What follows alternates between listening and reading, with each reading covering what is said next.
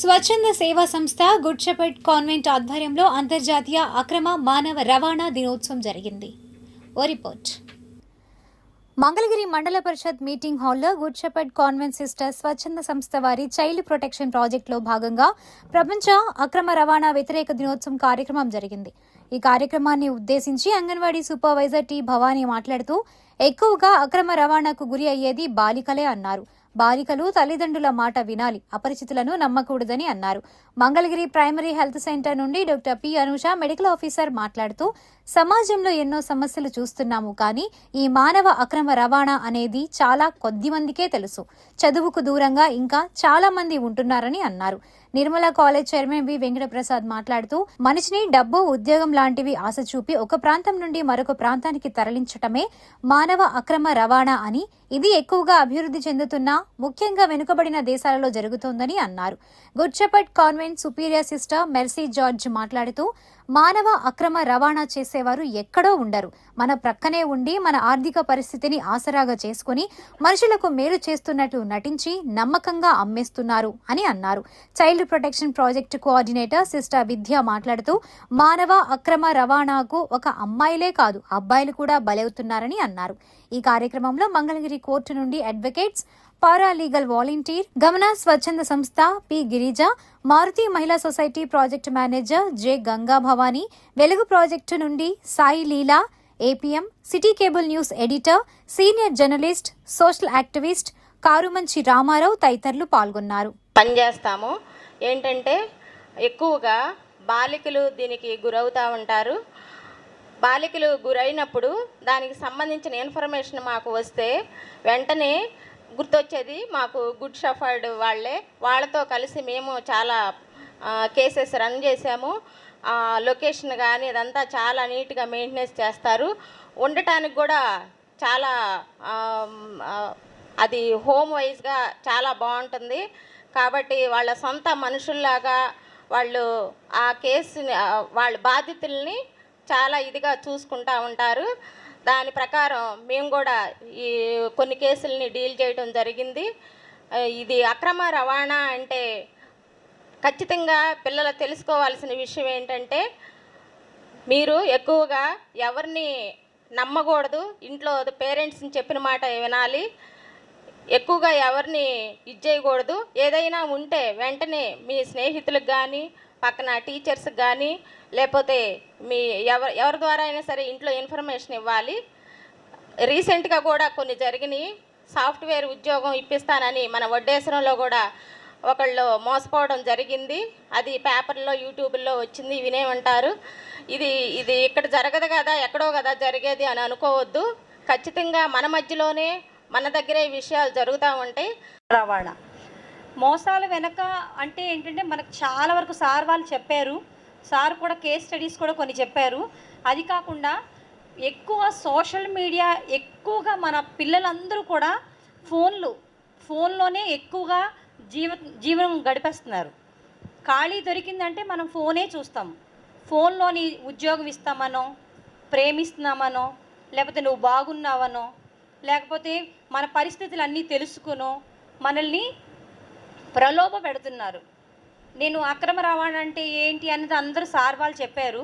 దయచేసి మనం ఏంటి అంటే వాటిని మన మధ్యలోనే ఉంటున్నారు. వాళ్ళు ఎలా ఉంటున్నారు, మన అవసరాలు తెలుసుకుంటున్నారు, మన సమస్య ఏంటో తెలుసుకుంటున్నారు. వాటిని మనకి అవి చెప్తే మనం వింటాము తప్పనిసరిగా.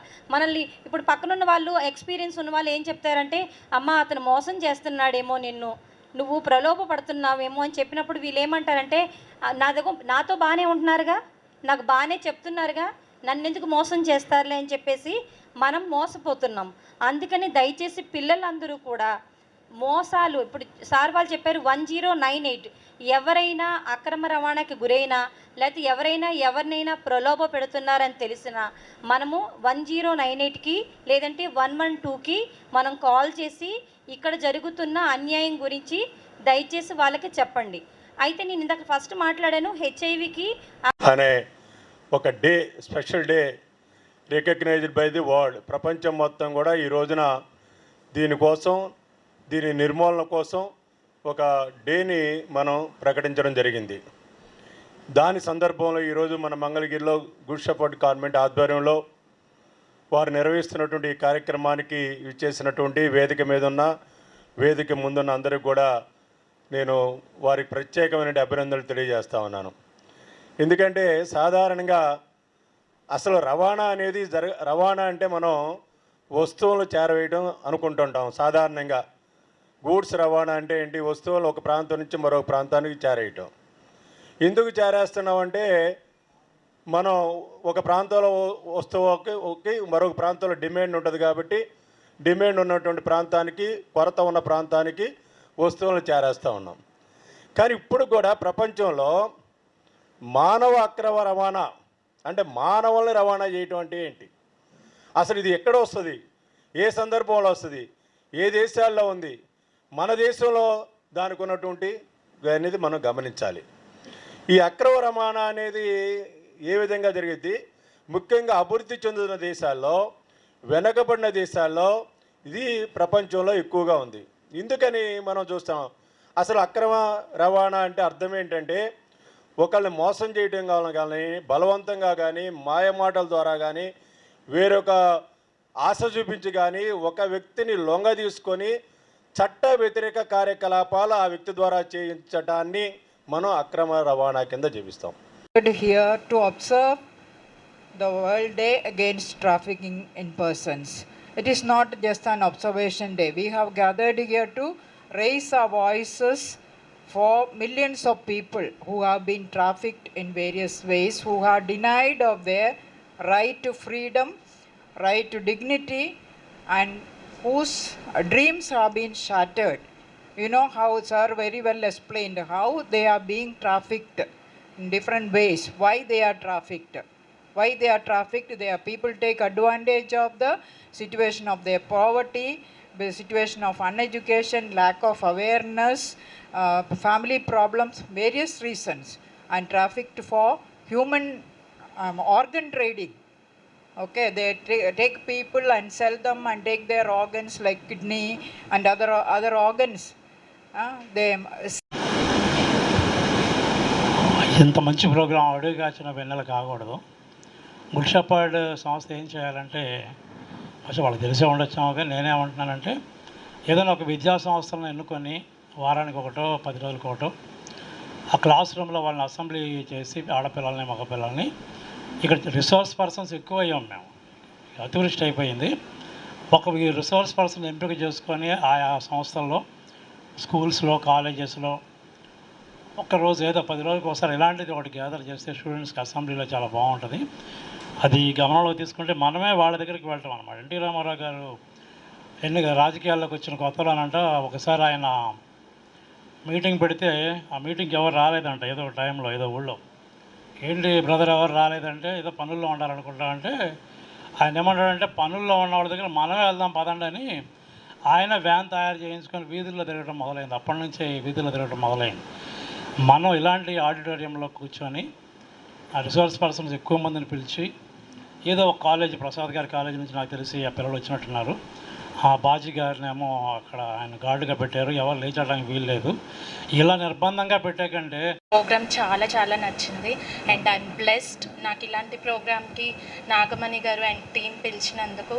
ఎందుకంటే మనకి అన్ని డేస్ గురించి తెలుసు కానీ ఒక హ్యూమన్ ట్రాఫికింగ్ జరుగుతుంది, దానికి ఒక వరల్డ్లో ఒక రికగ్నైజేషన్ ఉంది, దానికి ఒక పర్టికులర్ డే ఉందనేది నాకైతే నేను మీ ఏజ్లో ఉన్నప్పుడు నాకు నిజంగా తెలియదు. మీరందరూ చాలా లక్కీ. ఈ ఏజ్ నుంచే మీరు ఇంత అవేర్నెస్ అనేది ఇలాంటి ప్రోగ్రామ్స్ ద్వారా తెలుసుకుంటున్నారు. మనకి లాయర్ గారు మాట్లాడారు, తర్వాత సార్ మాట్లాడారు. వాళ్ళు ఒక మెయిన్ ఇంపార్టెంట్ పాయింట్స్ చెప్పారు. ఎక్కడైతే చదువు లేదో అప్పుడే మనం ఇలాంటి వాటికి బానిస అవుతామన్నమాట. సో ఫస్ట్ ఎడ్యుకేషన్ అనేది వెరీ ఇంపార్టెంట్. ఇలాంటి వాటికే కాదు, మన జీవితంలో ఎలాంటి సిచ్యువేషన్ వచ్చినా కూడా ఎదుర్కొని ముందుకెళ్ళాలంటే చదువు చాలా ఇంపార్టెంట్. నేను కూడా తెలుగు మీడియము అండ్ గవర్నమెంట్ స్కూల్లో చదువుకున్న అమ్మాయినే అండ్ చాలా చిన్న స్కూల్లో చదువుకొని నా డ్రీమ్ నేను డాక్టర్ అవ్వడం, మధ్యలో జరిగిన కొన్ని ఇన్సిడెంట్స్ని కూడా ఎదుర్కొని నేను ఇప్పుడు డాక్టర్గా నేను ఇక్కడ 4 years నుంచి మంగళగిరిలో వర్క్ చేస్తున్నాను. సో మీరందరూ కూడా ఇప్పుడు ఏవైతే మీకు అవేర్నెస్గా కొన్ని పాయింట్స్ చెప్పారో అవన్నీ కూడా మీరే కాదు